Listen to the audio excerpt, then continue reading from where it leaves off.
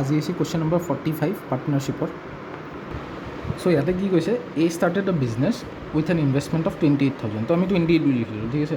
Then after 2 months, 2 মাহ পিছত B join কৰিছে, ঠিক আছে। বি জইন কৰিছে উইথ 20,000, তো 20 বুলি লিখিলোঁ। তাহাঁত আফটাৰ আনাডাৰ 2 মান্থছ, মানে কি এই 2 মাহ পিছত ই জইন কৰিলে, ইয়াৰে 2 মাহ পিছত আৰু জইন কৰিছে, মানে কিমান হ'ব 4 মাহ পিছত, বুজি পাইছা। আমি বিগিনিঙৰ পৰা ল'ব লাগিব, মানে 4 মাহ পিছত চি জইন কৰিছে, ঠিক আছে। চি জইন কৰিছে উইথ 18,000 ৰুপিজ, মানে 18 বুলি ধৰিলোঁ আমি, ইজিলি এনেকৈ লৈছোঁ। Next at the end of 10th month, মানে 10 মাহ পিছত হা।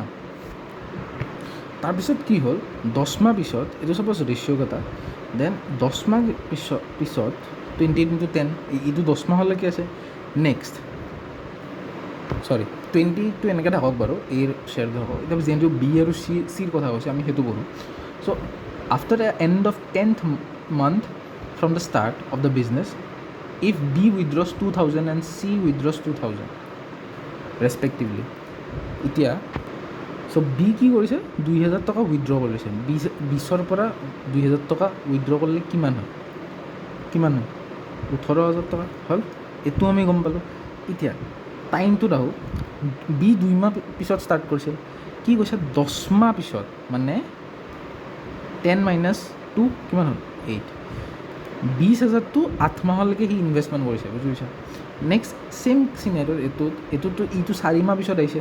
ছেইম চিনাৰিঅ'ত মানে 18,000টো সি কিমান মাহলৈকে ইনভেষ্ট কৰিছে, 10 - 4 6 মাহলৈকে, ঠিক আছে, 6 মান্থছলৈকে ইনভেষ্ট কৰিছে। আৰু এতিয়া ছেকেণ্ডটোত যদি যাওঁ, 2,000 টকা কমাই দিলে, 2,000 ৰুপিজ কমাই দিলে। এণ্ড অফ দ্য ইয়াৰ বুলি কৈছে, বুজি পাইছা, মানে into 12, and of the year. এইটোতো কমোৱা নাই একো, তো এইটো ইনটু 12 হৈ থাকিব। এইটোত তোমাৰ প্লাছ হৈ যাব, মানে বুজি পাইছা, এইটো চিনাৰিঅ' প্লাছ হৈ যাব।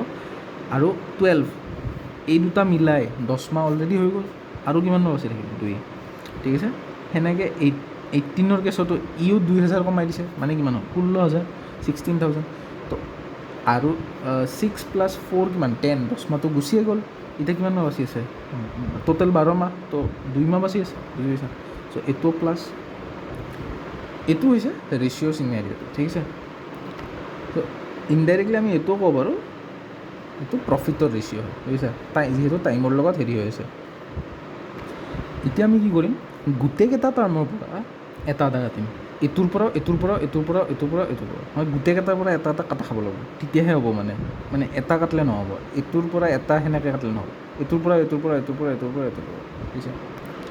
চ' এইকেইটা কাটি কুটি আমি এইটো ৰেচিঅ' পালোঁ, গোটেইকেইটাৰ পৰা টাৰ্মকেইটা কেঞ্চেল কৰিছোঁ। তাৰপিছত এইটো পালোঁ 84, আৰু 40 + 9 49, 84 = 49 = 35।